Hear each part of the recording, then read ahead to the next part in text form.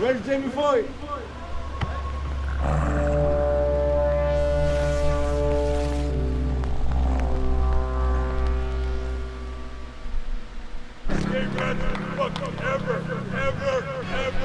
Shout out to everybody who feel like they running. Yeah. But we running over here, man. Yeah, shit. One time for the real shit. You know who run it. Yeah, I just spit this shit out from it. Money on my mind, dog, and I ain't going for no crumbles. Got that big bread outside my pocket, yeah, I'm big dog standing there. Yeah, I'm got my clock when I pull up at the spot, nigga, watch the top drop. Pull a stack outside of my pocket, now the top drop. Yeah, shouted she was jocking when she seen me. Told her shawty better get her business right, no payment. I ain't got no application, shawty for my team now. If you ain't about your fucking money, get lost. Yeah, I get that money on my mind like a motherfucking hammer on an NFL player. I be telling you I kick it with the niggas in the Himalaya. I like body, they call it Dragon Slayer. Niggas stay real. Damn, boy. On my mind and I'ma stay by my fucking grind, nigga. That's all the time. See, they don't really know who run it. We the motherfucker that's in prison. Who done it? Yeah, we some new niggas. Who's your bitch, nigga? Put around some real niggas. She gon' switch, nigga. Yeah, I hate pussy. I hate the fuck about my face for you. Give me speed, Greg. Give me stuff. Flavor, nigga. I'll adjust your face for your flavor saver, nigga. God, boy. You can get it, nigga, if you wanna get with your boy. You gon' have to get it if you tryna get rich. It's a process of elimination. Now I never switch. Who run it? Now who done it? Tight shit, we out here in Breeze. You know what the fuck going on? Florida type thing. Got the 4-5 automatic, ain't nothing to fuck with. Set up in the trunk beat. I take it back in 1996, 83. Yeah. When I give it to my bad nigga. I don't give a fuck about cops. I run this shit, I run the whole motherfucking block. Maybe 10 in the building, got the whole thing. Get what it is, get wrong with pulling up the big stick. All you see is 30 and 100 rounds. It's going down. We back in the old school oils now. MTV, maybe 10, we the business. Get wrong, yeah, we doing all the business. And the transaction, when we go on the road. There's no shows, more niggas ass fucking they hoe. Don't get on fuck. A tour boy full of real niggas. They coming to your hood, eat jiggy dinner. Goddamn it, ask the bitches on me. I put my dick out the mouth, cause I want to see. Like my style, making easy money, only serious. I don't get no fuck, I have bitch brain delirious. Sucking on my bitch, did this shit, so ridiculous. It got me fucking nuts, get high. Goddamn it, she wanted to cry. I don't get no fuck. I goes in my pocket, pop on the face, and you put the dog in the first, he gon' get hurt. Big and real, I'm a dog ass nigga, all black, I run it, goddamn it. Whoa, man, you done it. Hey, who done it? Who run it? John, whoa, man, we want it. Hey, fucking nigga, man.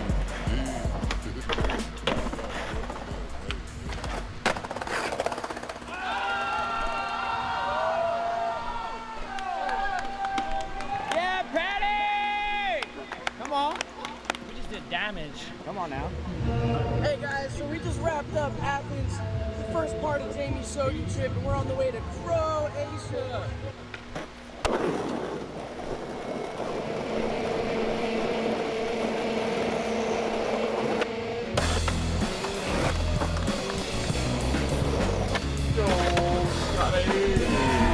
Scotty, what's up, brother? How are you, man? The ollie after was insane.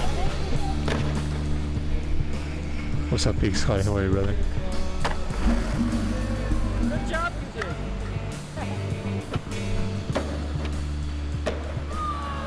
Alright, Saudi power.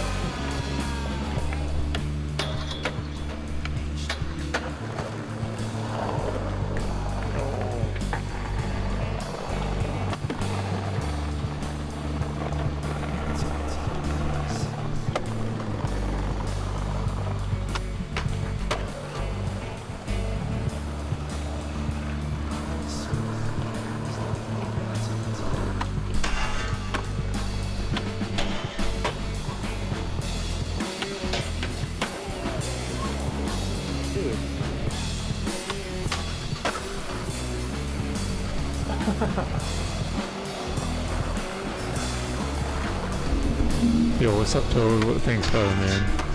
Hopefully I won't be as fat in China, Jesus Christ.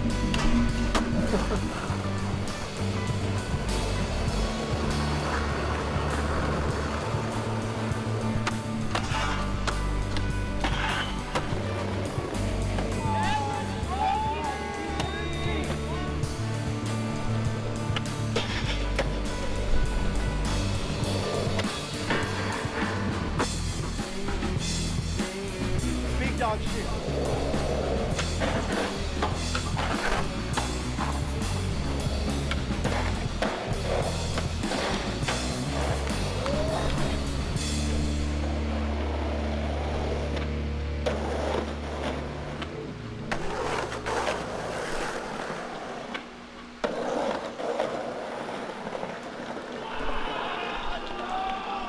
I'm Vulcan! I'm Slovenian now! Man, how are you? We are in Slovenia, here with Chacha Magazine.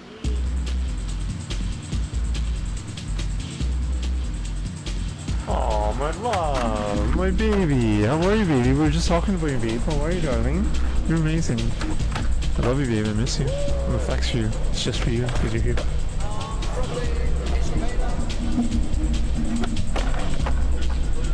Aw, baby, yeah, in my heart, in my mind, in my soul.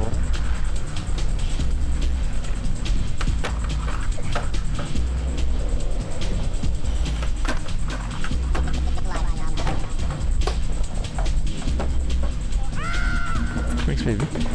Thanks. It's good I never added any friends on there all before. Yeah, buddy.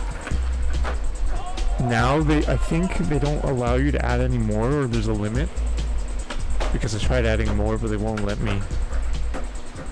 Because I think they caught on to my plan. Because I have like free Duolingo for a long time. Yeah, buddy. That trick was insane too.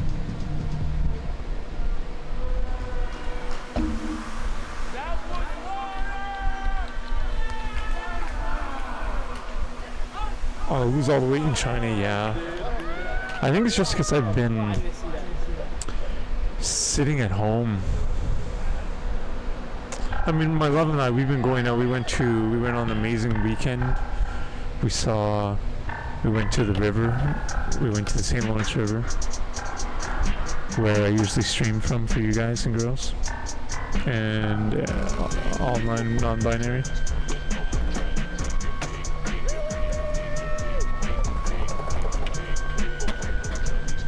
Bro, that skater's insane. I don't even know who it is. That skater's like the best.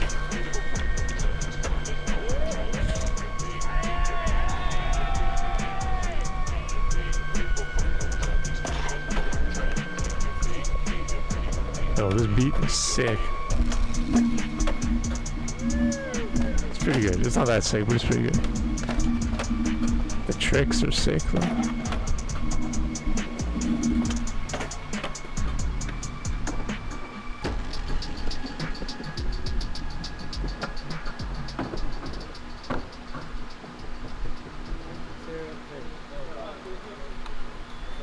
Shake it like a Polaroid picture.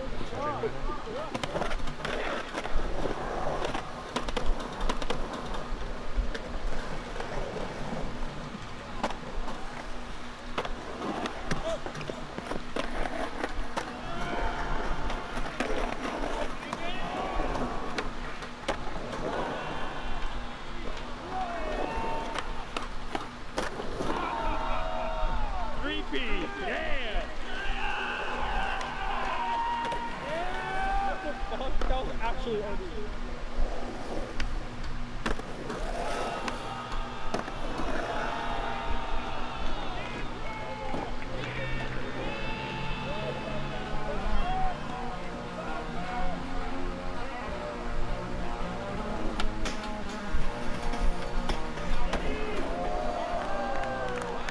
Get these quick, baby. Eat them up.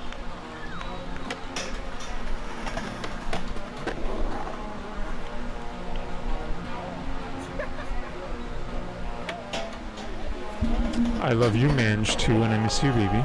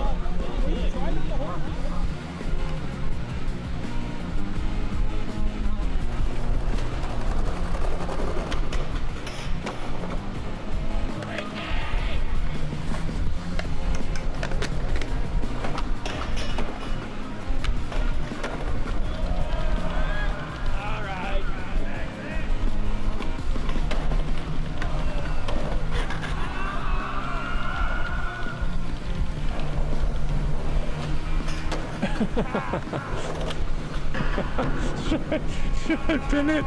Should I do it? Should I do it? Should I do it?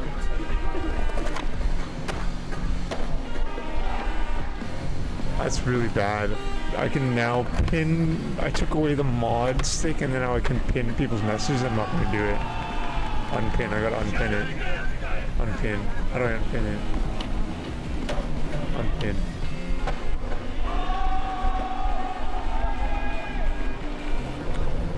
If I like knew the guy, I would say that, but I don't know him, right? It's just some online shit. You know him better than me. I hope he knows you too. He definitely knows you.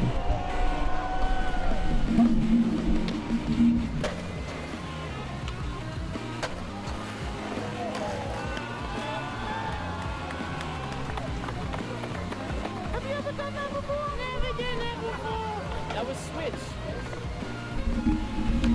That's why it's so important to follow every follower. Like, I'm not even just saying that like for me, because that's what I do, but like it's really important, and it's just so fucking easy. I don't understand why people don't do it. Yeah, I'm criticizing others now. You know, like just fucking follow them. Who cares? Just fucking click it. Who cares? I love you too. I'm like, oh baby, I love you, baby.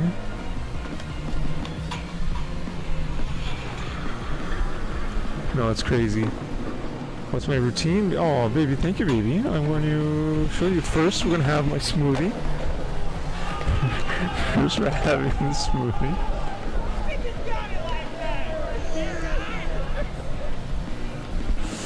That's first.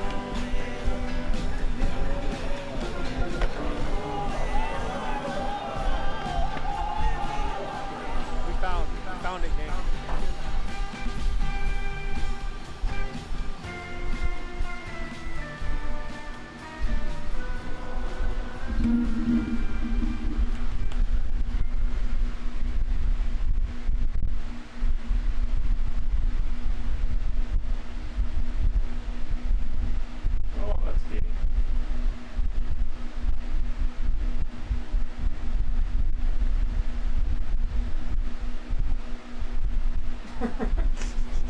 God damn it.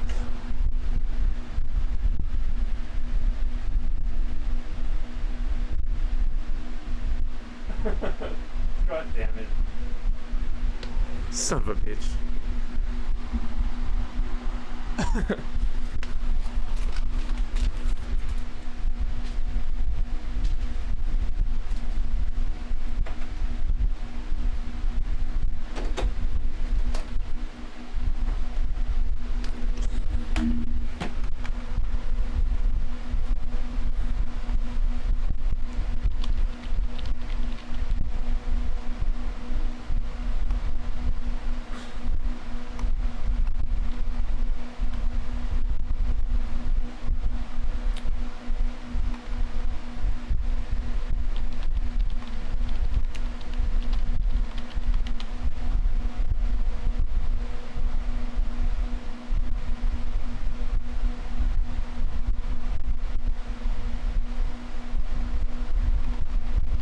No, FP and souls.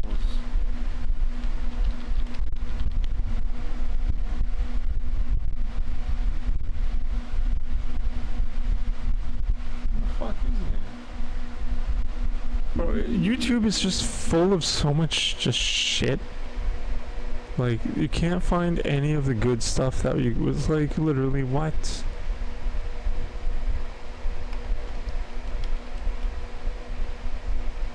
Holy fuck me, man.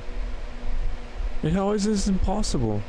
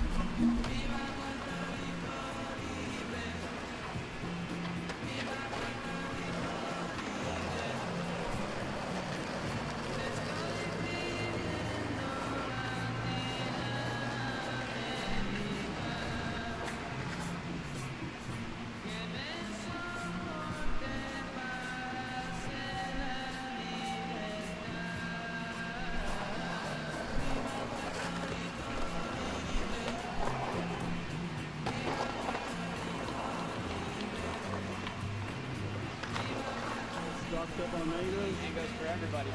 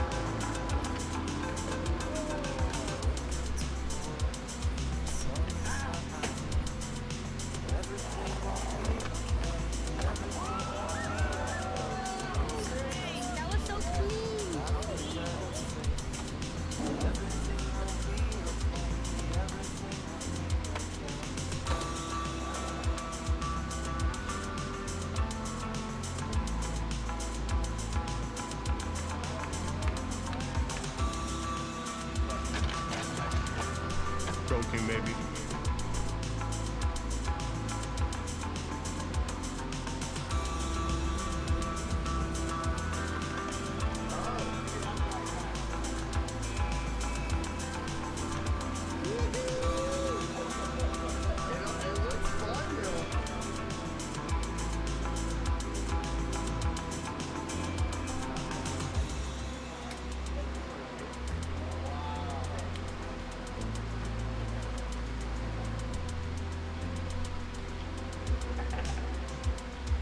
Had to sign waivers to skate. So.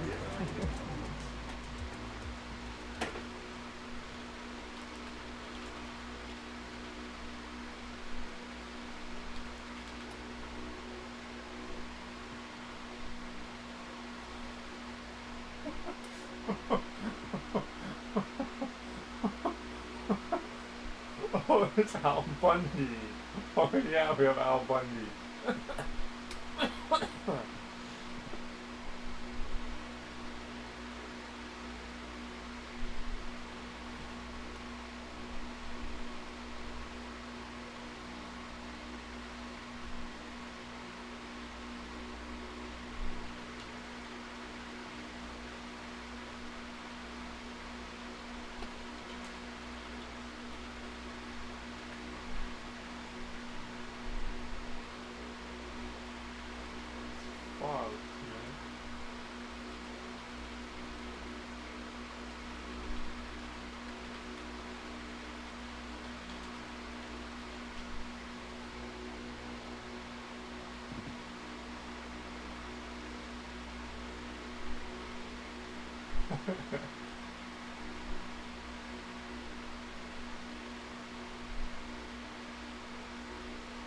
Fitness,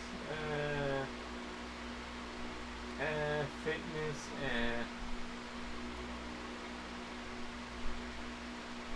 that's crazy. I also have been uploading a lot of my megalithic China stuff to YouTube with the megalithic_China, which is the Twitch streams. That's crazy, man. That shit's crazy, bro. What are we gonna watch? More skateboarding?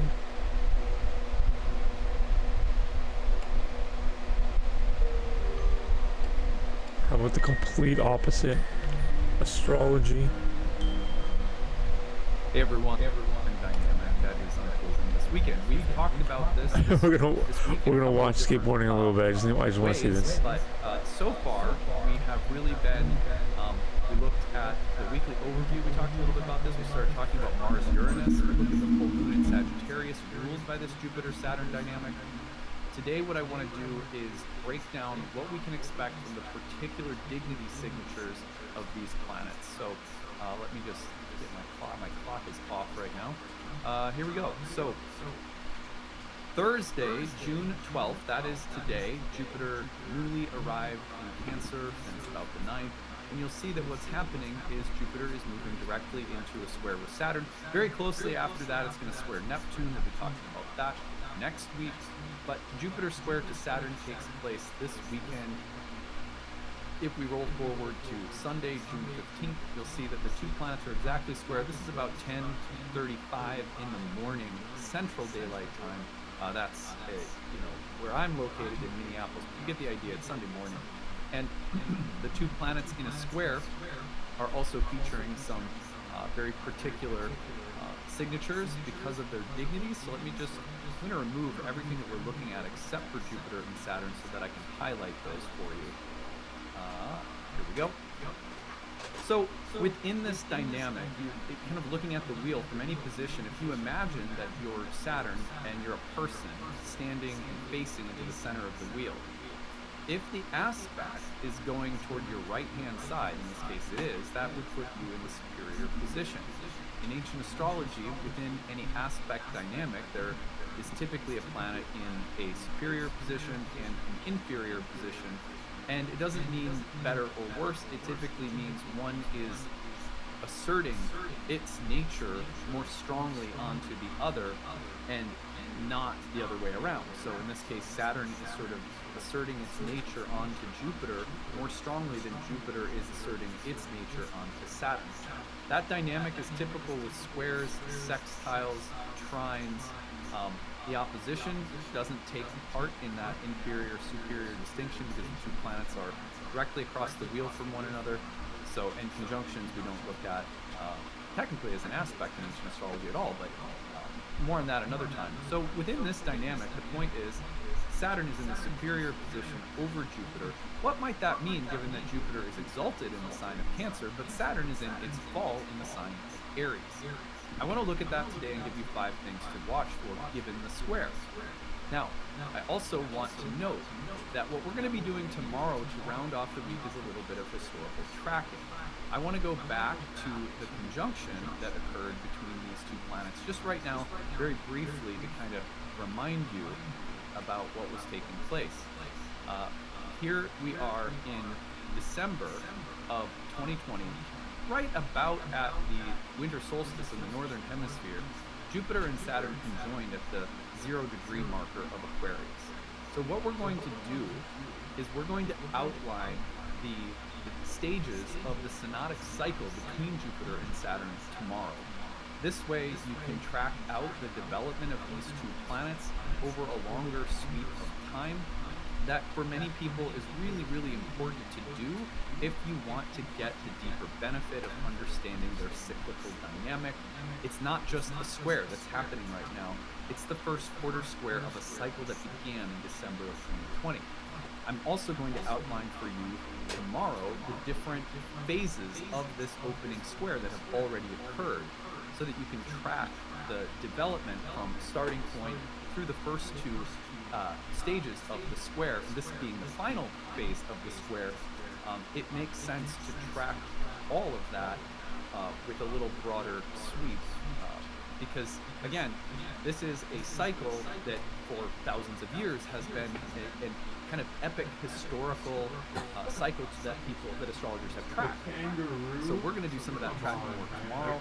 Today, again, what I want to focus on is just 5 things to watch for given this combination with Saturn kind of pushing onto Jupiter a bit more strongly than Jupiter's pushing onto Saturn, given that Saturn is in its fall in Aries, given that Jupiter is exalted in Cancer. What do those dynamics mean for us?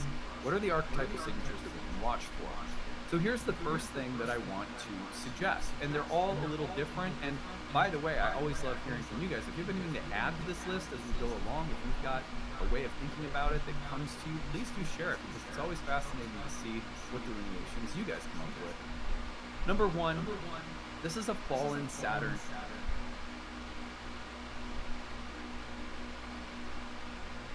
What is the capital of Mexico?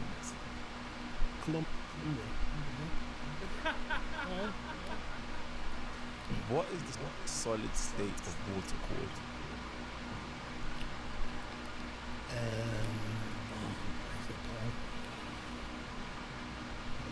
H.O.T. Water? Not H.O.T. No. Solid state liquid. Is it liquid solid? Water's not solid though, is it? How many syllables are in the word children?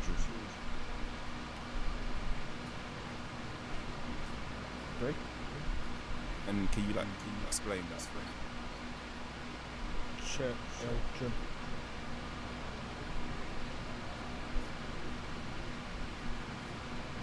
Who was the first president of the USA? LeBron James? What is the length of a 40-foot container? 10. 10. What's the plural term for shell? 1. Are you still stuck in the other question? Yeah. What's the plural term for shell? 10. Yeah, you're still stuck in the other question, are you? Yeah. Which musical instrument has 88 keys? Yes. Well. 11.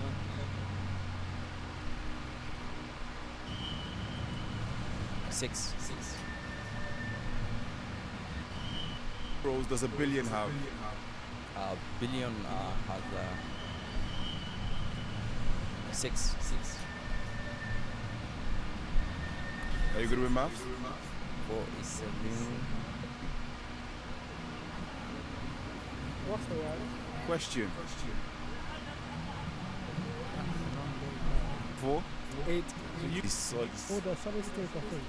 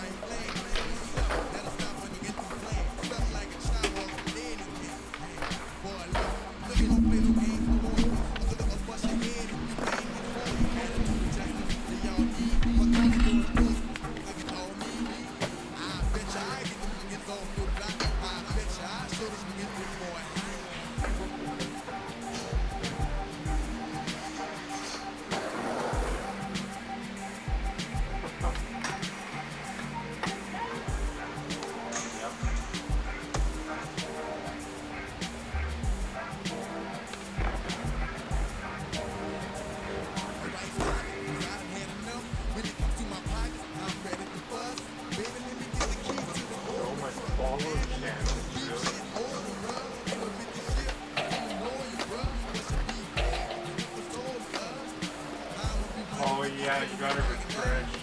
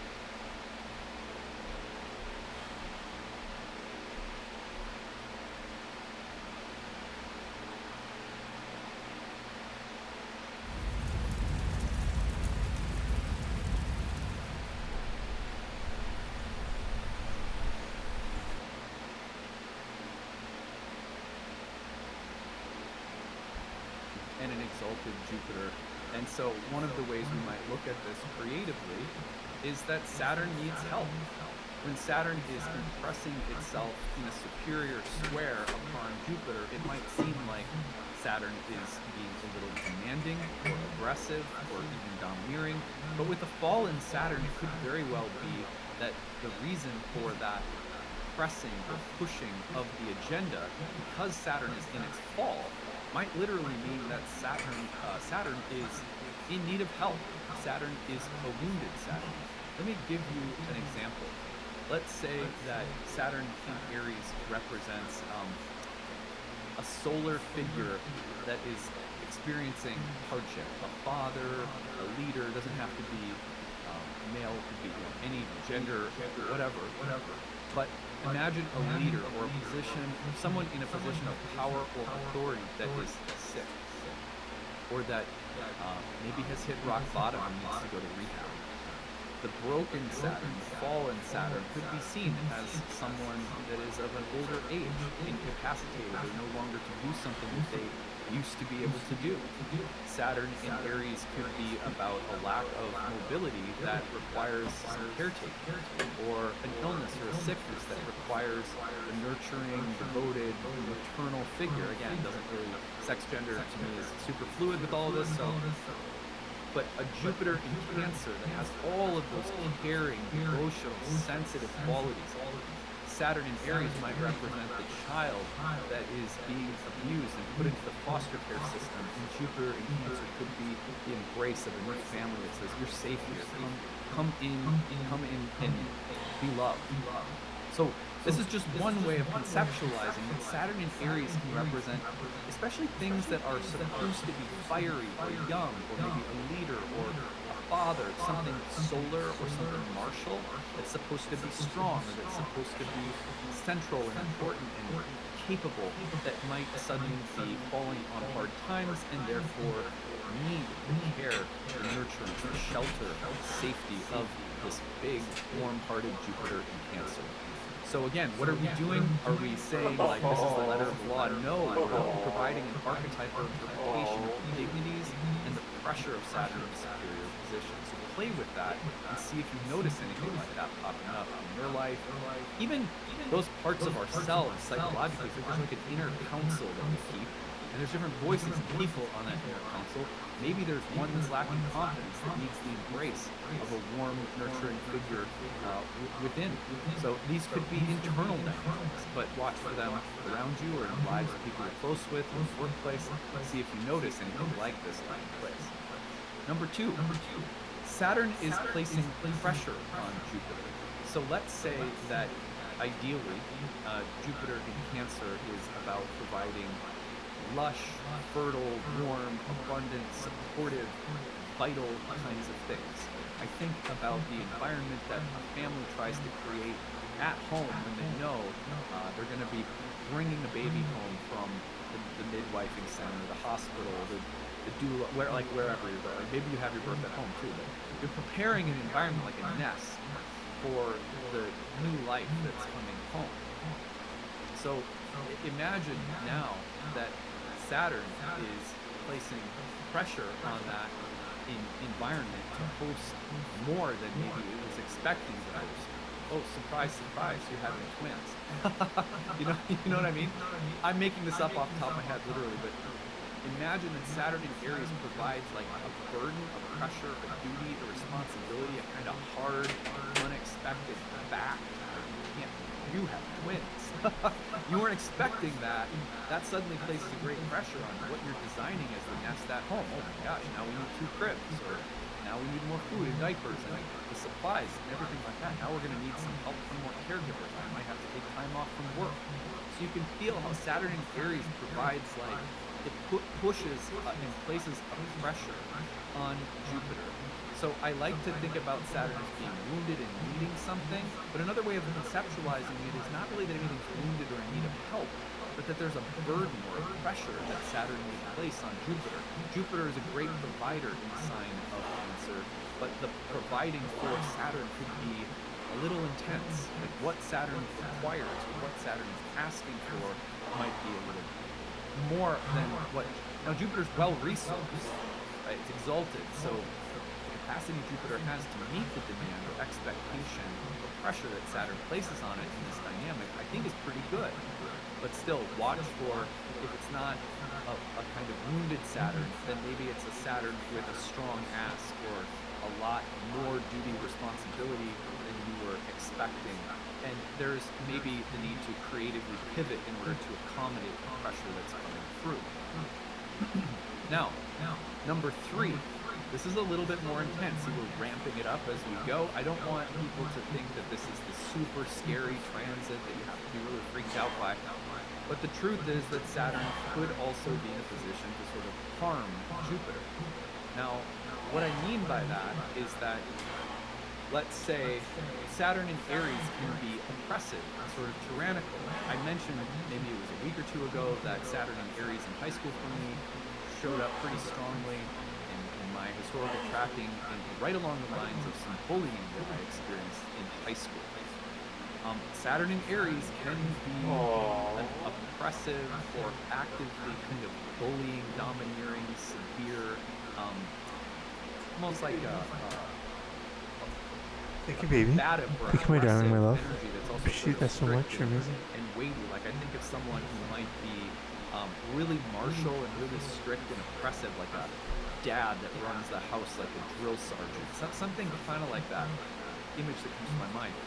Imagine Saturn then potentially inflicting harm upon someone or something that is more vulnerable, or where there's more, like, I think, for example, Saturn and Jupiter. Saturn can be something that harms things like women, mothers, home, safety, children, places that are supposed to be just they're a little bit more fragile or vulnerable, and Saturn in Aries can present as something threatening, attacking, harming the Jupiter in Cancer picture.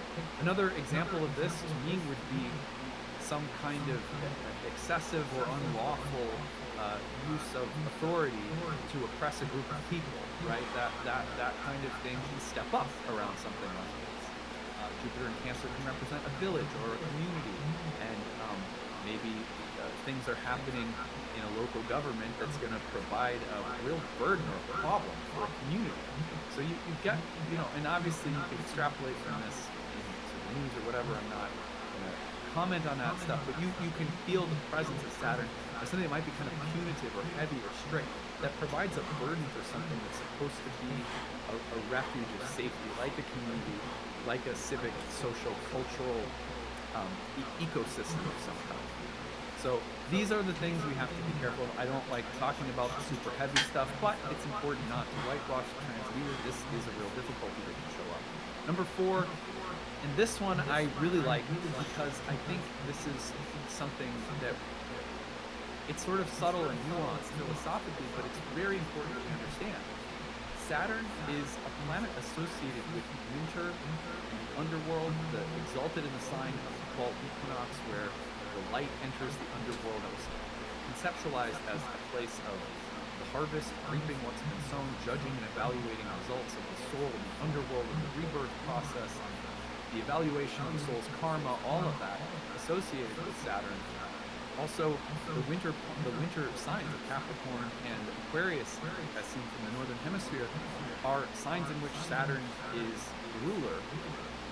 This process of descending into death and darkness, Saturn represents that natural part of the wheel of fortune in the world, where things live and grow and then they die. They fade away. They're impermanent. They reach old age. They reach the limit of the mortal life. And then in that sense, they have also served their purpose. The closer we get to the end of something, the greater the wisdom is that is available to us. This is why we often turn to our elders for insight, because they're closer to death. They've seen a lot. They've been through a lot.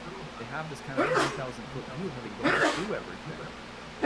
So Saturn is such a planet of wisdom. In the cycle with Jupiter, it is the limits, the endings, the deaths, the negations, the no's, the hitting of a wall or a barrier in relation to Jupiter that provides a starting point for new forms of understanding, new realizations, wisdom that becomes embodied and starts redirecting our life in new ways, specifically because we've reached a point of finality. We've hit that wintry Saturn.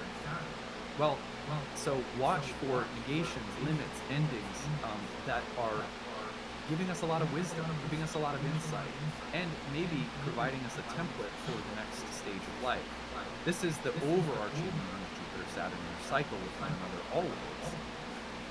So this is interesting though, because Saturn in the sign of Aries in its fall, one of the reasons for that is that you're taking Saturn, the god of winter, death, the underworld, endings, limitations, that vast view that comes toward the end of life, and you're placing Saturn in the sign of spring, of youth, of new beginnings. The takeover of life that happens in Aries is sort of contrary to the fundamental nature of Saturn. But what that means is also that things that are young, new, starting off with the square to Jupiter in Cancer, another very fertile, growth-oriented sign, could provide very frustrating initial blocks, delays, or setbacks for whatever Jupiter is trying to grow in our life. Jupiter in Cancer is, again, a very fertile placement for Jupiter. Jupiter loves to, it's super creative in the sign of Cancer. Just by that, I mean things that grow and start developing, like seeds you plant in a garden, they just take off because there's rain and it's got all the right conditions. Jupiter in Cancer loves to grow things. The square to Saturn in Aries, a planet that represents death in the sign of the first birth of life, can be about things that struggle to be born, things that struggle in initial or early stages of development. And so we have to be very patient with this square because new things are coming through, but there may be initial or temporary setbacks, frustrations, delays, or even prohibitions that sort of say, aha, like not yet, fool. It's like you're starting off on an Oregon Trail where Billy has typhoid and you've not even left, the village. You've gotta deal with these initial blocks to the first early stages of something. The image that comes to my mind, and I don't mean this at all to be like frightening, please don't take it literally. Someone that I know in my life very, very recently had to their baby came a preemie, I think that's what they call them. So it's like a premature birth, and they had to be in the NICU for a couple of weeks.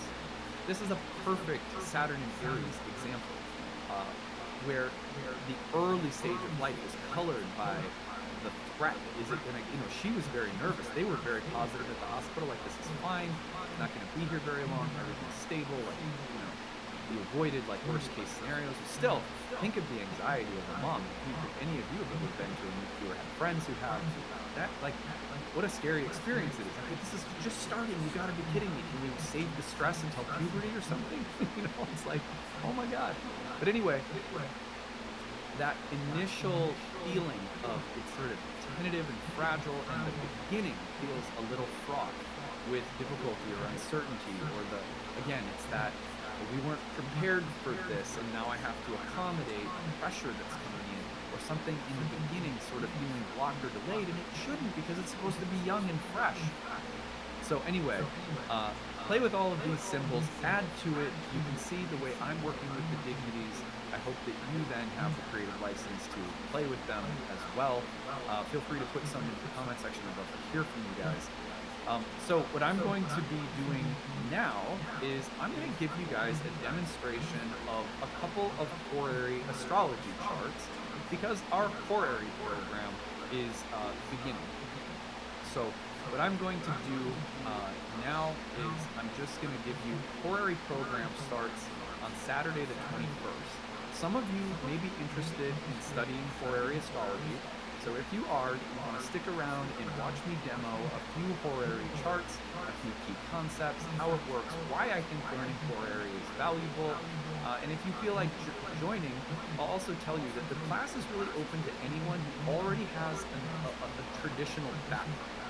If you studied Hellenistic, medieval, Renaissance, kind of like anything in the traditional vein, if you have a background in that already, then hopping into horary is not going to be super complicated for you. But if you don't, then I highly recommend starting with the year 1 program. The informational videos will be tagged on at the very end of this video, so you can still learn more about that. That starts June 2nd. But some of you may be interested in horary, so what I'm going to do is pause briefly, show you some horary charts, and then we'll wrap up. Okay, so first of all, what is horary astrology? So horary is considered one of the traditional branches of astrology, and it is one of our full year programs that we offer at night. We have a first year program in the basics of ancient Hellenistic astrology, a second year program in timing techniques and forecasting, a third year program in counseling. We also have a horary program, which I believe adds a tremendous amount of depth, detail, and like extra skill to your predictive capacities as an astrologer. It is a traditional predictive technique that is sort of a branch of its own, and it begins when someone asks the astrologer an outcome, sort of yes or no based question, simple and concrete. For example,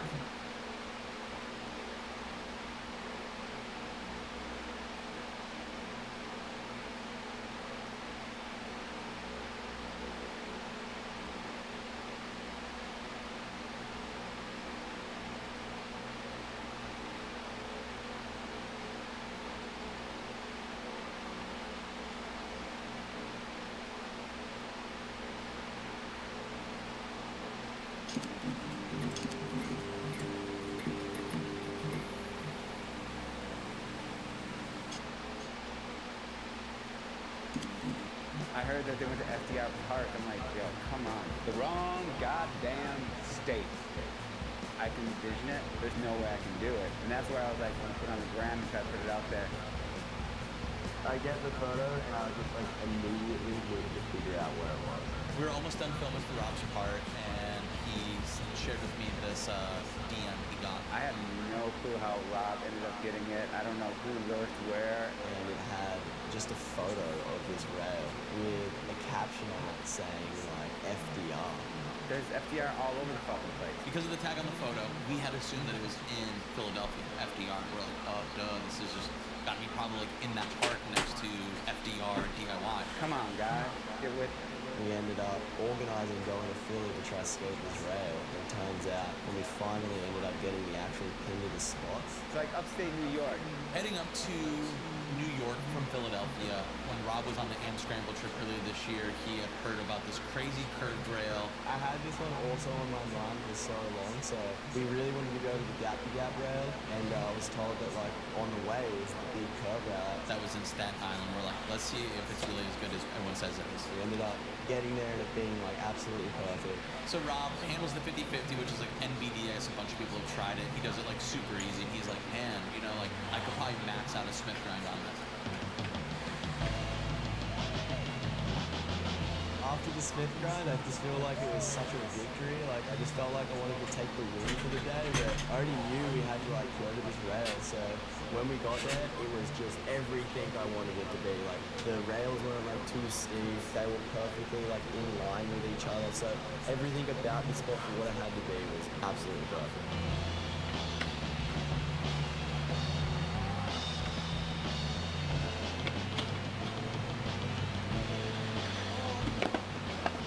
Got there around like 7 p.m. We didn't have that much time. I was already like really dusty from the Smith. It was more about just sort of like getting comfortable with just popping across to the next rails, and then that's when I got like pretty psyched where I kind of knew I could do the rail.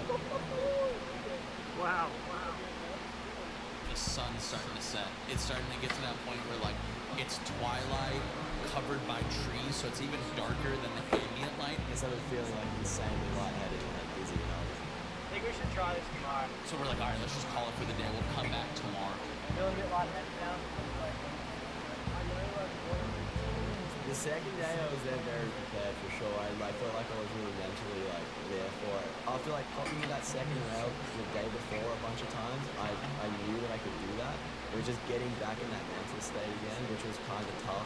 So when we had gotten the photo sent to us originally, you know, Joel's like, dude, it's super dead here. Like, it looks like no one comes to this park. Well, yeah, it was because it was in the fall and it's at a pool. When we're going, it's summertime and this place isn't bumping. When you have that sort of situation, I know you're like focused on getting it, but it becomes so hectic. It was like so much waiting in between each try, which definitely made like the whole process like a lot harder.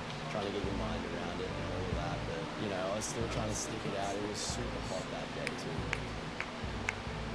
one of the attempts I like go to ollie across and like kind of just like fully miss my pocket and felt all weird and ended up landing on the second rail. It was all soap shit. It was just like ice.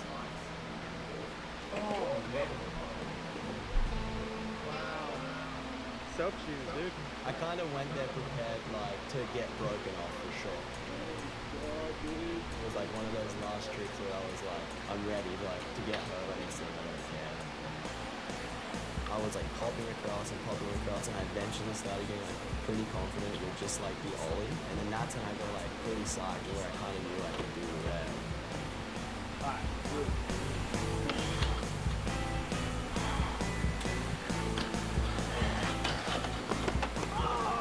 Finally popped to the third rail, and I land on the third rail like all toe side, but just like hanging on. Jumps off, lands straight-legged, and just jars his knee super bad.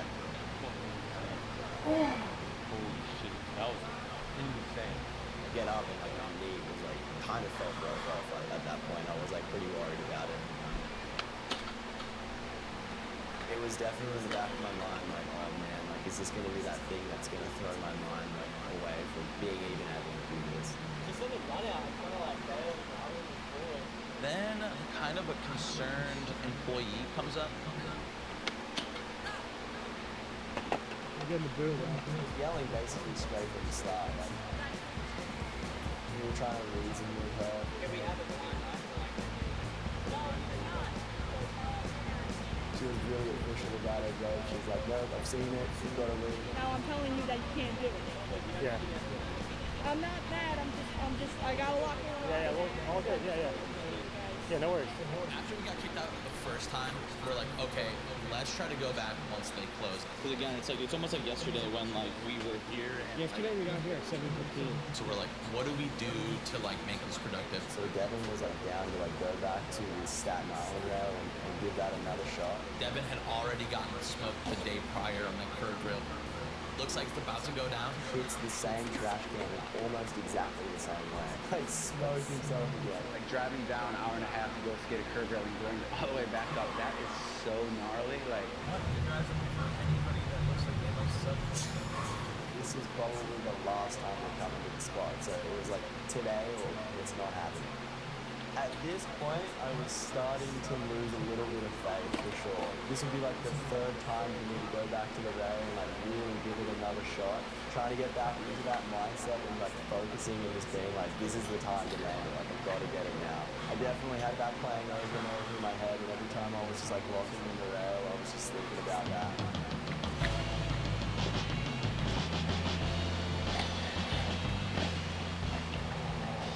We got like a good 20 minutes of skating. Everything seems like this is a go, right? Oh, that her? Yeah, she's coming that way. That way. Over in the distance, we see this car like pull up down the bottom. She comes speeding up, hops out of this car. She's losing her mind, her face melting. I mean, livid. I'm a pain in the ass. I'm always at this part. I asked you not to skateboard. Can you just consider something for a second? No, I can't consider anything. The rule is that you're not allowed to skate. I worked at this pool. I've worked at this pool. I know people that have come here and tried this. Right, and it's gonna and then it's never gonna happen somebody again. gets hurt, and that's what's gonna happen. No, that's not how it works. Well, that's how it works at this part. And I don't care where you're from because I'm from this town. The passion that she kind of like let loose on us. I don't care, no, because now you really upset me because I asked you not to skate here, and I told you it's a park rule. And trying to reason with this person was impossible. I've been at this fucking pool for 10 hours today, and you know what? I really just want somebody to fucking listen to me.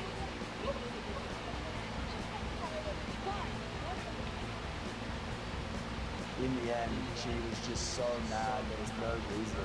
She just literally got in a car and left the spot.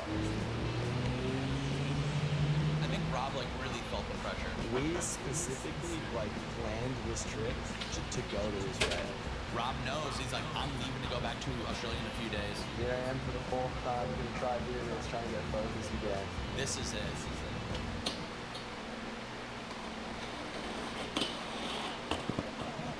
Everything is stacked against this person.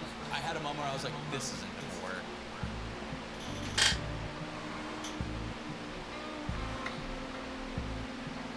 hitting the second rail and getting to the end of the second one, you were like cooking by then. So like the gap over was really scary because I just had no idea what was going to happen.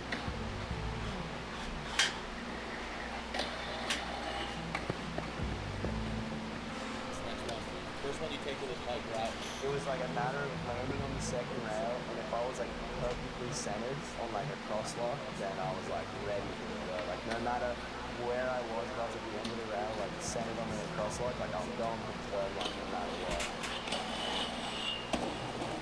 He just held on, toe edge, grinding this thing, survival of the fittest mode, pulls it out.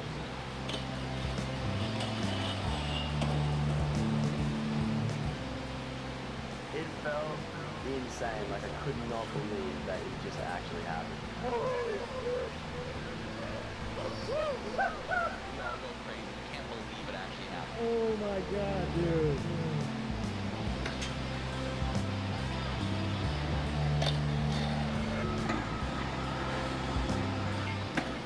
It was definitely a relief when it finally went down because I know that for him, it was something that he had sought after for so long to like do something like this.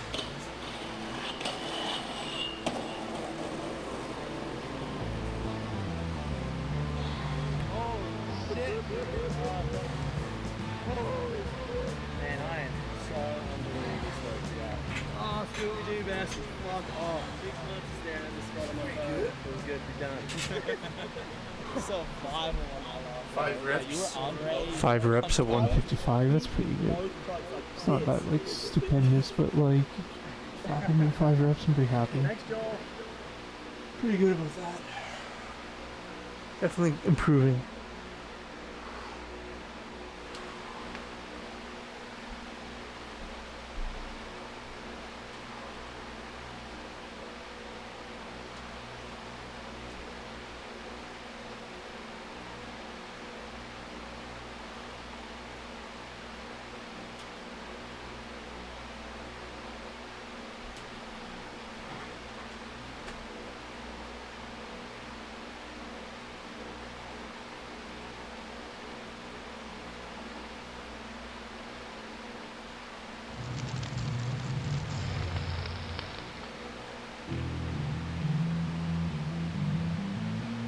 You know, think about how many legendary skaters have been there, been around for decades, and nobody's gone up to the ledge before.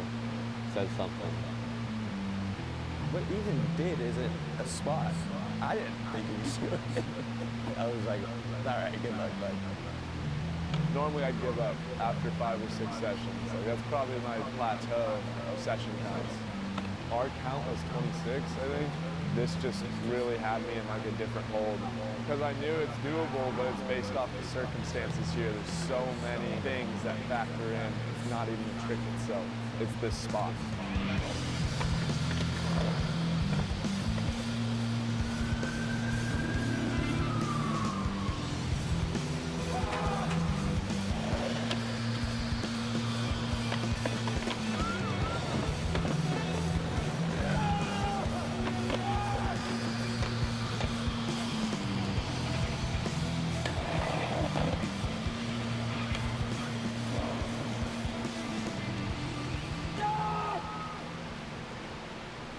Essentially, this trick started when I was like second filmer for Nick to do a slappy nose manual to drop down the grind down the curb rail by the bridge over here.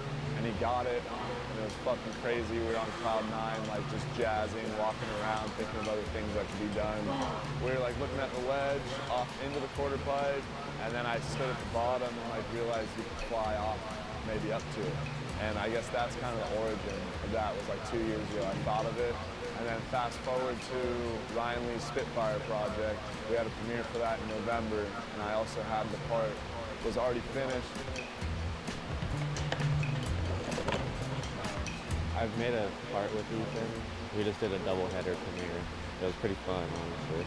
It was ready to get dropped. We were waiting on music rights. I had about a month or 2 to maybe film something else, and I felt like at the premiere I could do better.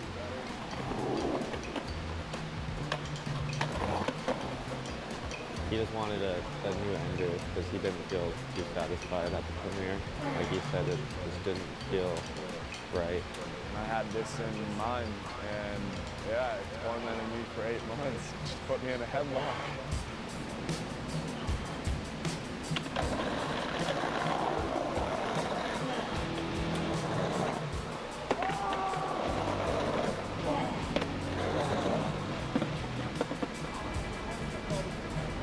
Yeah, that spot is pretty hectic, dude. Run up is shitty. Gotta run from the street, throw down, curve in last second. And then that ledge is probably head high. There's a reason nobody's done it.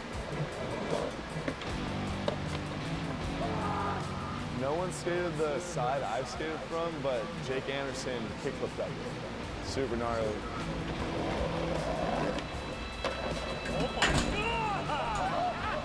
That was a nightmare. Well, it wasn't as bad as Ethan's vision. But you definitely get your ego shot there on expectations of what you think you can do there. It's like the most Tony Hawk pro skater spot you can think of. That's what it feels like at first glance here. Like you could do whatever you want, but the bricks don't want you to roll very far. The grout is 3 centimeters lower than the top of the brick. It's like, like you lose speed instantly. It takes a lot of effort. It's like doing a 100-meter dash just to throw down, curve inward, and curve outward while pushing. And then by the time I was set up, I would already be launching. It's like no time to set up. My board would launch off and go into the pit on the other side. There's like a 30-foot drop on the other side of the ledge. So like even running on top, if my weight was wrong, I could fall off that. That's the shit I wouldn't think about though, because it was more focused on the run-up.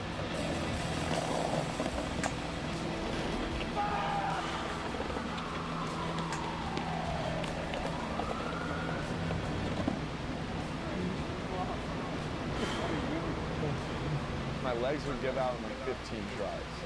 I would get 15 solid runs, and then I could maybe try another 10 after that. But the faith wasn't there as much. The first 10 were always like, if I could believe that my feet would be on my board, I'd have a chance of doing it.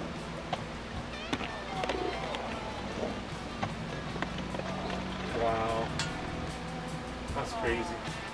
The amount of times I made my feet on the board, on the lip slide, percentage is probably like 7, 8%. It really wasn't that frequent. There'd be other sessions I came here where I maybe didn't even make it to the launch as my throwdowns were all wrong. So yeah, the days would vary.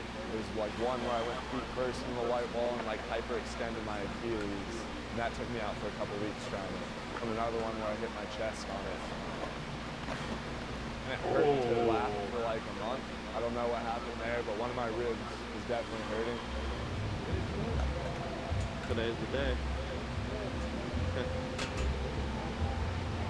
I feel like every session was a little different, but most of the time he would just be too tired to try anymore. But, you know, half the time he would just be a little bit mad, honestly. Fuck you, fuck.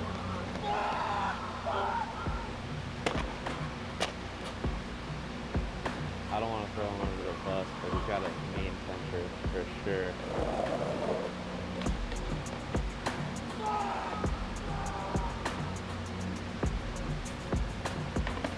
Definitely stress kids.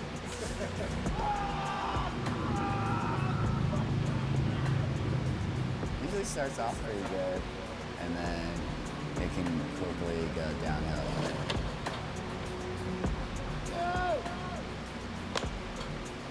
Everything that's going on in downtown, that spot in particular, there's just a lot of people that are just there all the time doing God knows what. Can't predict what would happen there. That spot, you definitely will experience some weird shit. Random dudes just pissing right next to the spot. Yeah, it's just chaos. Helicopters flying overhead because we're in the heart of downtown. Sirens all day, every day. And then random bystanders that are just hyped on skateboarding. BMXers as well. I showed up and there was probably 200, 250 BMXers here, and I couldn't get a lane anywhere. So I ended up coming here so many times. I found out the schedule is Thursdays there's a farmer's market till 3:30. You can't get any run up. And then Wednesdays there's power washes. They come and clean the grime off the ground. There's just factories, so I never came back on a Wednesday because this whole spot would be wet. And then it'd be a hassle of sweeping, trying to dry it out with kitty litter. We tried a couple times. They got like somehow the shittiest kitty litter that you can get. They poured it all over and then it just turned into mud. Yeah, it'll drive you crazy. It seemed like every trip it got harder and harder and harder. And that's kind of what didn't give me faith at times. I'd feel defeated every time. Like I just lost in like a medieval battle.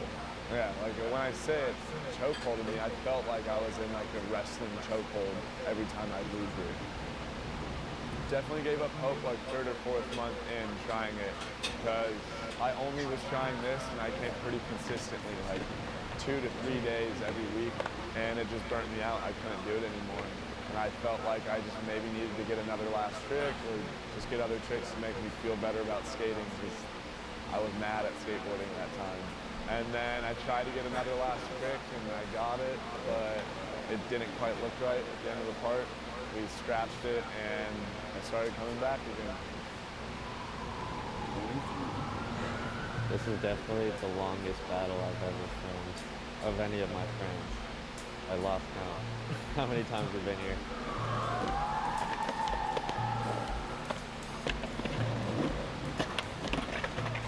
Divide how many times he went there by 7, and that's what I'll call it. What did you do, like 20-something tries? I think it was 26 is the final count. 26, maybe divided by 8. Most people don't want to like go back that much. If there's a worse term for war, I think Ethan would take the cake on that. That's a world war. Everyone kind of knew about this battle, you know, like I would go on Converse trips and people from halfway around the world would be like, did Ethan land his trick downtown yet? And I was like, nah, we got it soon. I don't know when. I think every person that lived in LA was at one of his sessions where he tried it. So I think it kind of gets to the point where you're like, dude, I gotta fucking do this. Like everybody knows. All of our friends around LA would text in the group chat, like, Ethan, you get it? And then he's like, no. And then Jake's like, dude, just give up.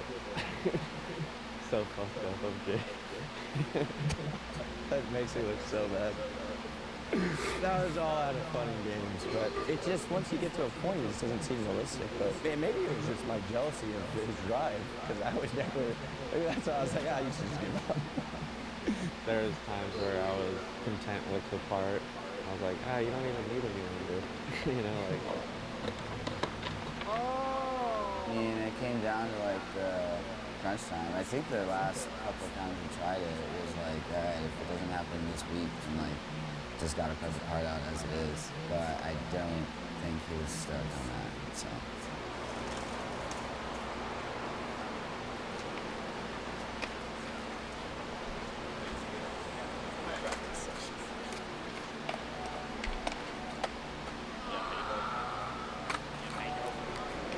There's something about that day where I was like, this feels different, you know?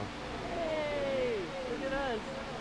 It's back at the courthouse, skating away. Today's the day, Ethan. Today's the day. Everybody tricks in the mind. We gathered a lot of our friends and like really random group of people actually. Like I was skating with Ariana, Spencer, Sammy Baca.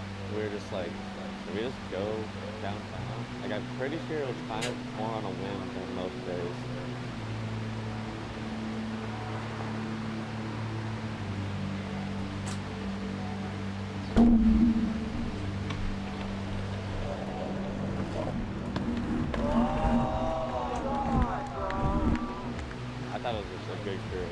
we got like people like Evan Smith and David, his brother. He was just feeling a lot better. Same thing.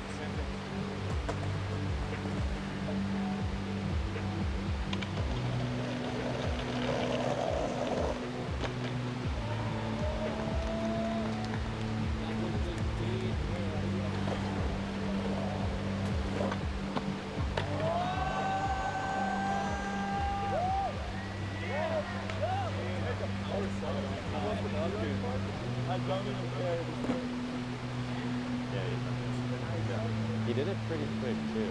Less than 10. It was the one where I locked in right, the one that slid right, the one where I was leaning off my tail. It was the roll away.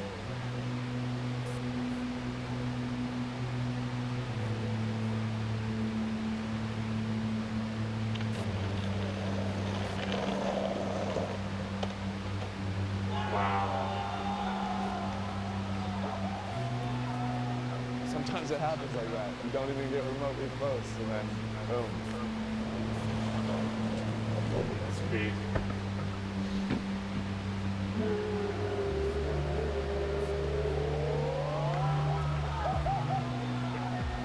I couldn't believe it when he ended it. It was just like like a robot. I broke. I was like, holy shit. That was crazy.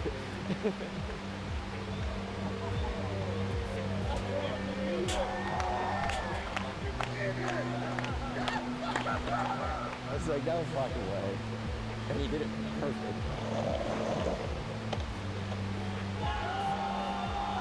I think he was surprised. Like, he was rolling away, he's like,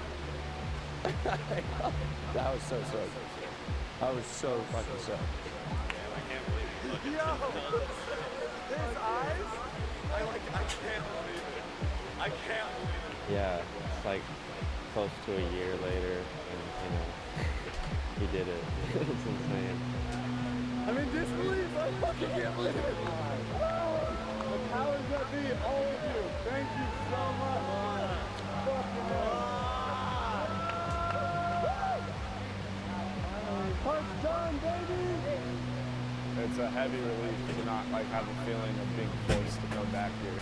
Even if the masses don't understand, a real skateboarder who's been here, they know how hard it is to ride on the damn tiles. And if you've been here, you know. That's essentially the message. And I hope somebody else can step to it. That'd be epic. And I hope it would take them less tries.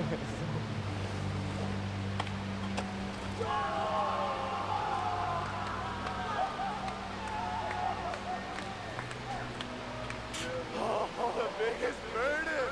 Wow. 26? I don't even fucking know. 26 sucks.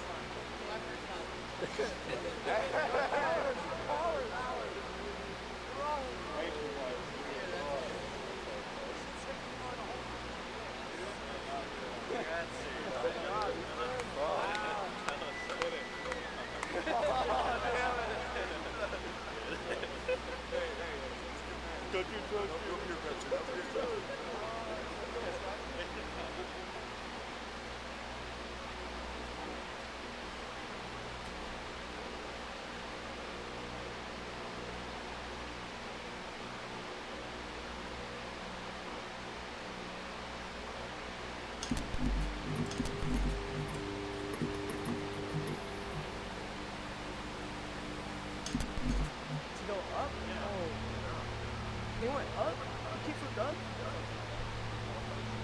What? That front set flip became such a fucking thing. And it's connected to like trauma, right? Like this is the last thing I tried before I went into this surgery that changed my life. It's the biggest Euro gap, like street spot I've ever seen in person. To capture it on camera is fucking hard. Take the bungee as far as you can go until there's no more concrete, and then that's the speed you need. You have to get towed in. There's not a human on the planet that can push and get up that big. You just make sure you make it up the fucking wall.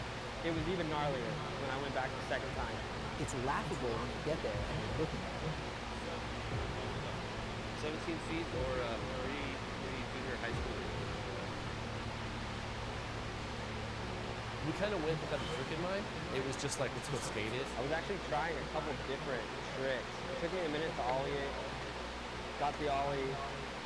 I was trying to convince him to tray flip it.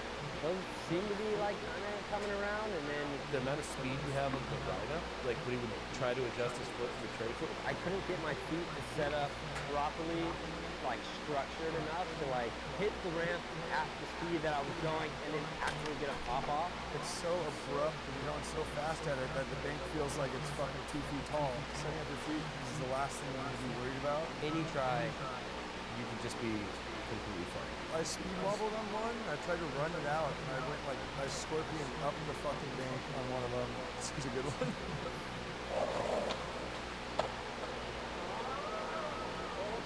I switched somewhere around, I don't know, 15, 20 tries. The frontside flip. And he got super close that day. I really thought I was gonna land it, and then one came around, and I caught it, but I was a little bit backseat, and I landed on the board. And then for some reason, I took my front foot off and just touched the ground. That first day was pretty much pulling the bungee by himself too. And that shit will wear you out, like walking all the way back. And at that point, I was already kind of getting tired, and hours had gone by. And I think like even the one he landed on, I think exhaustion was a big factor for like not rolling away from that one. Then the cops came. So they came in hot and sat us all down, gave us all tickets. And we're like, we'll come back soon. And then pretty soon after that, we figured out his ACL was bad. That whole time that I was trying that thing, it was torn, but we didn't know. I was hoping I could get that trick before I had to like actually go see what was up with my knee. Very close after that, Ryan goes into surgery, and basically his skating is on pause for the next year or so. For a year and almost a half, I was just like obsessing about this frontside flip. It was haunting me, for real. Sure, when you left that first day, I was like, dude, why didn't I go away? You're thinking about that shit every day. At some point, that frontside flip is like, I do that. That's on the fucking list.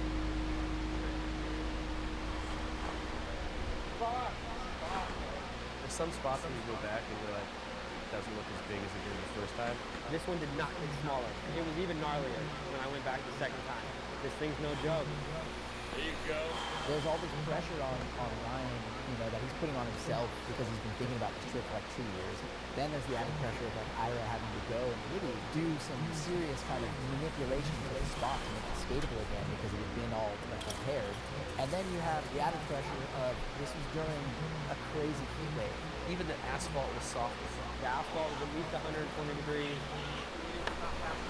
Yeah, I brought a bunch of homies with me to like help bungee because I kind of understood what the process was now, and they were taking turns, 2 people at a time, like pulling the bungee back, so I actually got a lot more attempts. Half the battle is just wrestling this gigantic slingshot. That bungee was getting pulled like the width of 3 basketball courts, I think. At full stretch, I feel like the homie was like, alright, you good, and they let it go. That thing's like...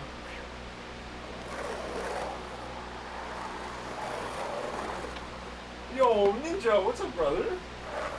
Thanks, man. What sleep? Thank you, brother. What's up, man? Thanks, you dude. I appreciate you. I appreciate that. Thanks, man. That's cool, man. How you doing, bro? Hope you're doing alright, man. Go back to sleep for sure. My brother, I am heading back to China in 3 weeks. I will be in Changsha, where I show speed in a backflip on top of a building. Well, thanks, man. I appreciate you. I remember you rating me while I was in China streaming. I appreciate that, man. Big time. How are you, brother? Hope you're good, man. We're gonna do some bench press and bicep curl for the fat.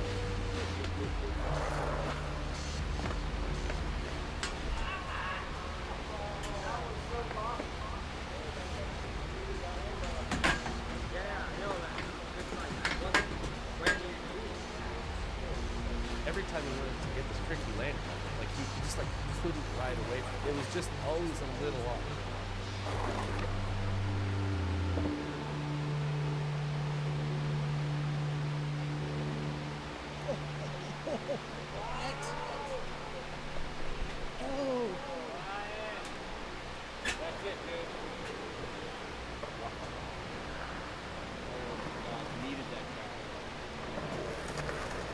Can only do it for so long. He skated it for a long time that day, and just running out of a spot, like you're going like 30 or whatever, you get flung with this thing and it doesn't work. Like the heat and the amount of temps.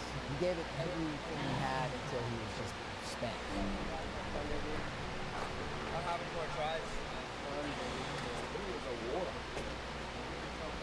Like going into it, we first showed up, and there's like a level of like excitement and kind of buzz, and Tim's there shooting photos, and like there's this sense of today's the day, this is the one. And then by the end of the session, he was hours later. He's like exhausted and frustrated. Probably the most frustrated I ever been trying to trick in the street.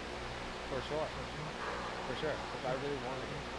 And then you have to do the thing where, you know, like I was like, hey dude, so like next weekend, you know, like I was trying to like find out like, hey, when are we coming back? Like I'm not walking away from it. 2 weeks after the second time, we mounted a charge, brought the crew, and we came back. This is like an all hands on deck, like this is gonna happen today.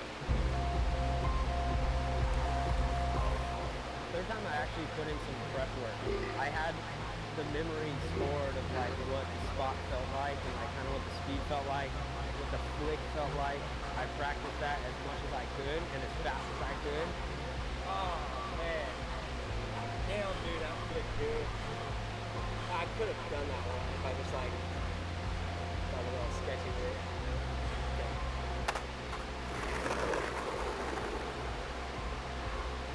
I don't know, I had a feeling it was going to be that day, but I also didn't know, because like that spot's just funky.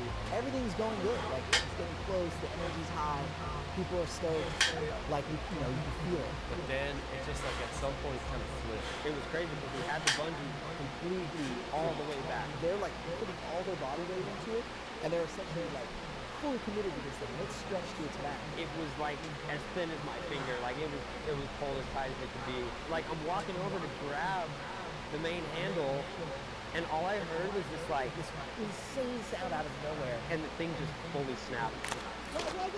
All I can manage is like a like some weird like grunt. I thought we like ruptured Fabrizio's insides. No, it's like a bullet. I was like, okay, we're going to the hospital. All I'm thinking is, dude, I'm not ready to see Fabrizio's abdomen like sliced open. We almost killed him. The anticipation of how bad it could be was gnarly.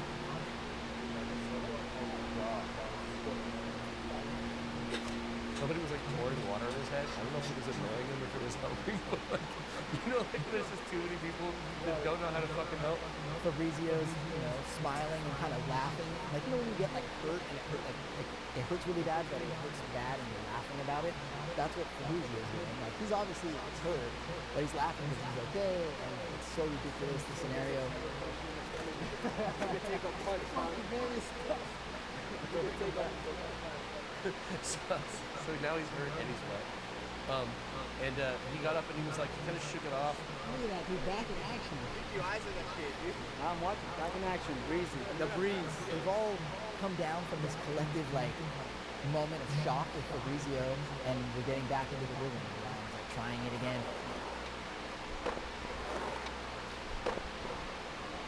And then I can't remember why, but on one attempt, it started to separate from the handle on the other side of the boat. And then they fucking let go of it. And then it almost killed Colin.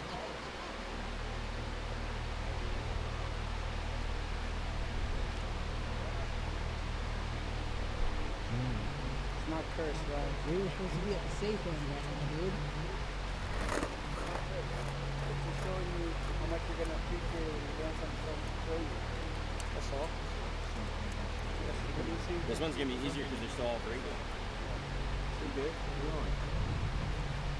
We like ghetto rigged the bungee back up with duct tape and like knots. It looks like some freakish like squid. Like there's all the ropes from the bungee are out. It's just wrapped with duct tape. So sketchy. And then he's got to like mentally kind of get himself back into the game.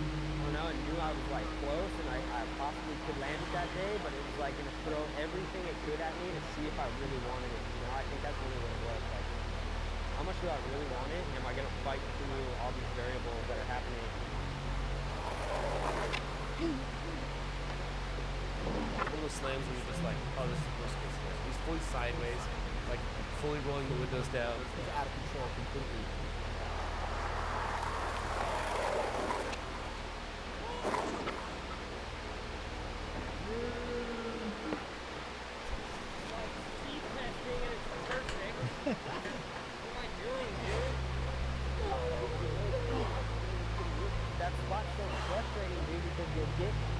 get a good launch, I'll be telling myself the whole way from launch to like hitting the actual ramp at like 50 to 1. Like all my friends are working so hard, like so am I, but like stop wasting everybody's time.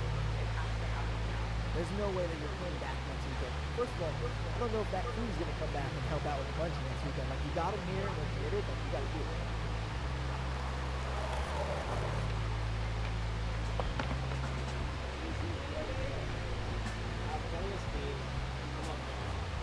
We were still like an hour and a half deep. It was probably getting to that point where another 15 minutes and he would be where he was at the end of the second session, where it's just exhaustion is the enemy. Where you're like, I just can't do this. And then, dude, it happened. It happened.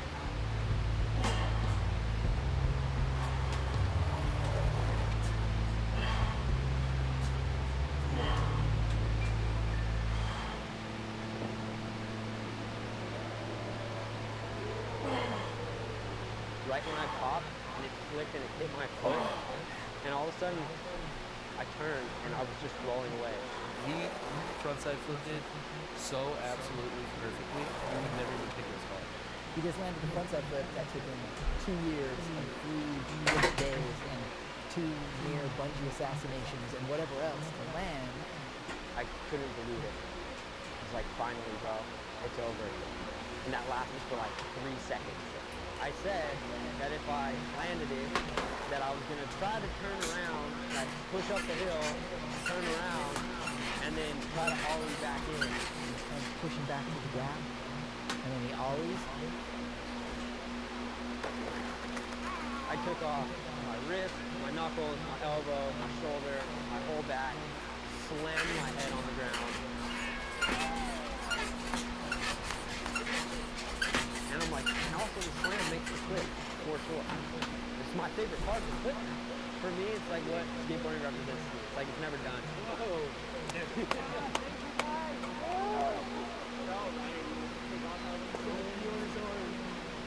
So happy, dude. I named it 3 days bad. Like I said before, like I could not have done the trick without the friend.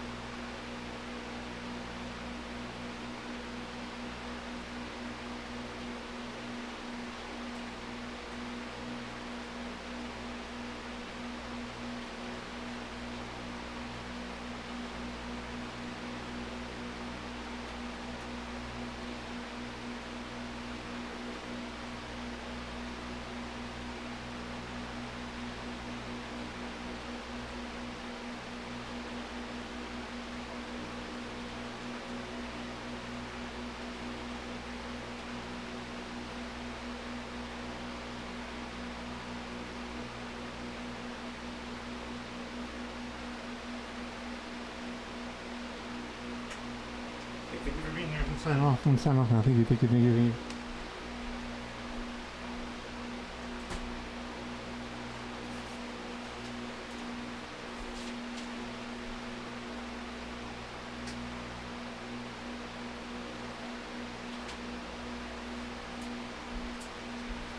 So I enjoy the day a little bit.